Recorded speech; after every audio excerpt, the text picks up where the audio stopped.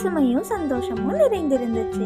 அங்க மிஸ்ஸஸ் டில்லி பேக்கரியில இருக்கிற புட்டிங் பைன்ற உணவு ரொம்ப பிரபலமா இருந்துச்சு. மிஸ்ஸஸ் டில்லியின் பேக்கரி ஸ்வீட் ஹுட் கிராமத்தோட ஹார்ட் பீஸா இருந்தது. குட்டி பசங்கள்ல இருந்து பெரியவங்க வரைக்கும் எல்லோரும் விரும்பி சாப்பிடுவாங்க. புட்டிங் பைய சாப்பிடுவதற்கு ஃபேரிஸும் விசர்டும் கூட வருவாங்க. ஸ்வீட் ஹுட்ல ஃபெலிக்ஸ் என்ற அறிவான நரி காட்டுல வசித்து வந்தது. ஒரு நாள் மிஸ்ஸஸ் டில்லியின் புகழ் பெற்ற புட்டிங் பை பற்றி தெரிய வந்தது.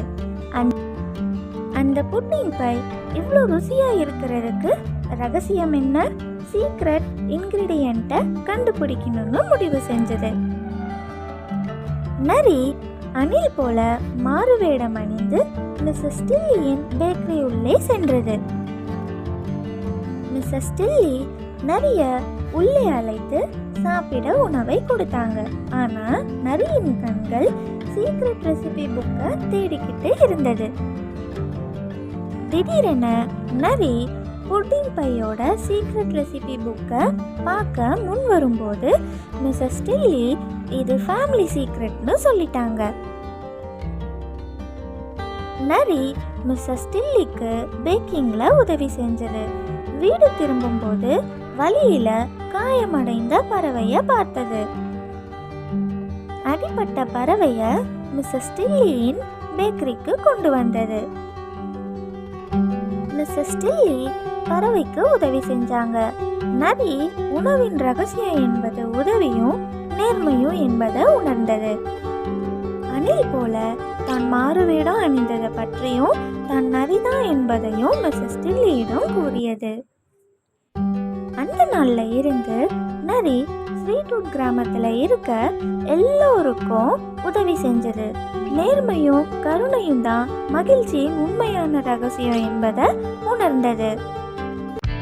ஒரு நாள் ஸ்வீட்வுட்ல ஹார்வெஸ்ட் ஃபெஸ்டிவல் அறிவிச்சாங்க.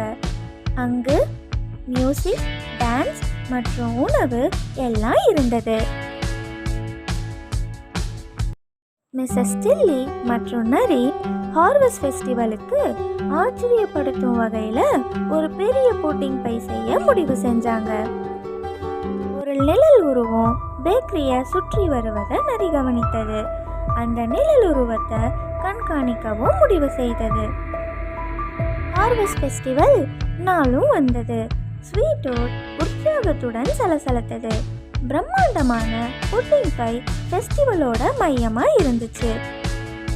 நரி நிழல் உருவமான ஸ்லிக் என்ற மற்றொரு நரி என்பதையும் சீக்ரெட் ரெசிபி புக்கை திருட வந்ததையும் கண்டுபிடித்தது.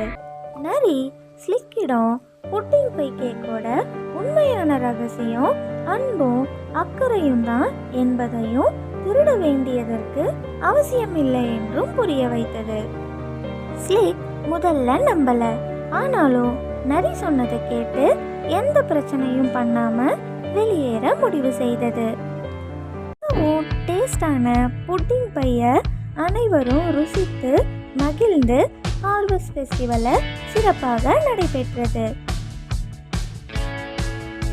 நரி தான் நேர்மையாக இருந்ததை பற்றி நினைத்து பெருமையாக உணர்ந்தது. மிஸ்ஸஸ் டில்லியும் நரியும் க்ளோஸ் ஃப்ரெண்ட்ஸ் ஆகிட்டாங்க.